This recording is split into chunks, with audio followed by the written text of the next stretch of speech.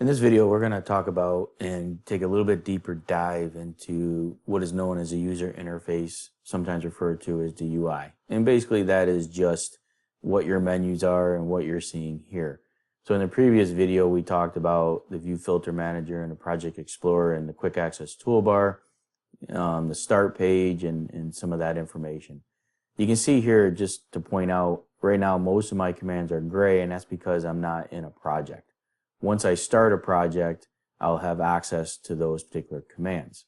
Now, some of the commands, again, are licensed, and in this particular case, keep in mind that we're working in the Viewer Edition, and in the Viewer Edition, we have limited functionality, but we do have some ability to do some minor edits and review data and package it for the field.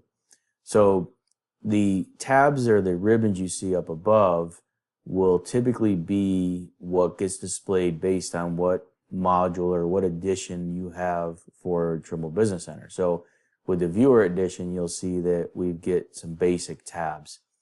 The File tab at the far left basically is where I can start a new project, I can open an existing project, I can look at my recent projects. I can also save as, I can save and create a template.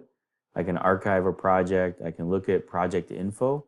So under project info, right now I don't have a project, but you can put in certain information about that project.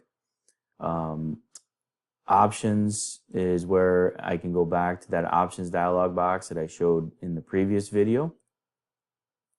And then we also have some other tools, the help. So if you want to get to help, you can see there's some help options here. Different tutorials and power hours and the Trimble library, which is what you're looking at now, some different forums.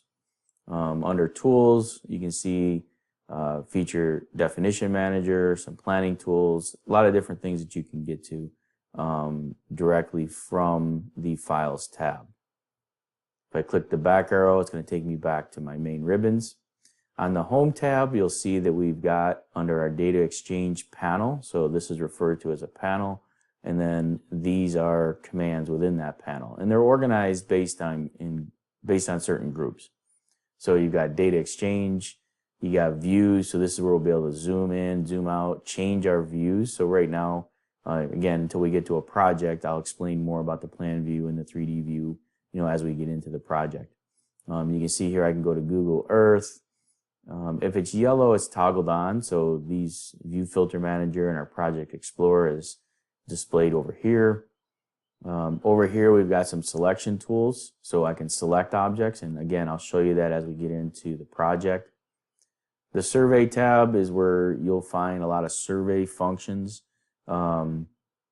such as, adjusting networks and site calibration. Again, those are going to be licensed modules. There are a couple commands here that will be available in the free viewer. Some of the reporting and stuff will be available. There's a GIS tab. This lets you connect to GIS data stores, bring in shape files, or connect to an Esri database. So if you're working with GIS data, this tab may be useful to you. Again, it's a licensed module. Under CAD is where you'll see a lot of layering options, creating options for drawing lines and points, and even editing those options. Again, a lot of this stuff is going to be dependent upon what license you have.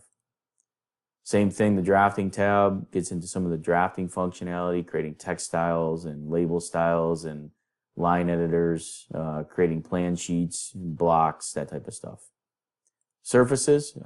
Surfaces is where you will create surface objects. So our surface that we're going to use for the field, for our design, this is the tab where you'll find most of those tools in Business Center.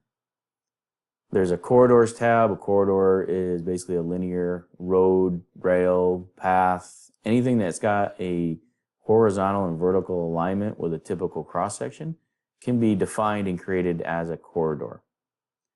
The Construction Data tab is where we are going to package up our data and send it out to the field. So in this particular course, we will spend time on this tab. And then the Support tab is where you can get to more help information and settings in your license manager and other tools that you may find useful.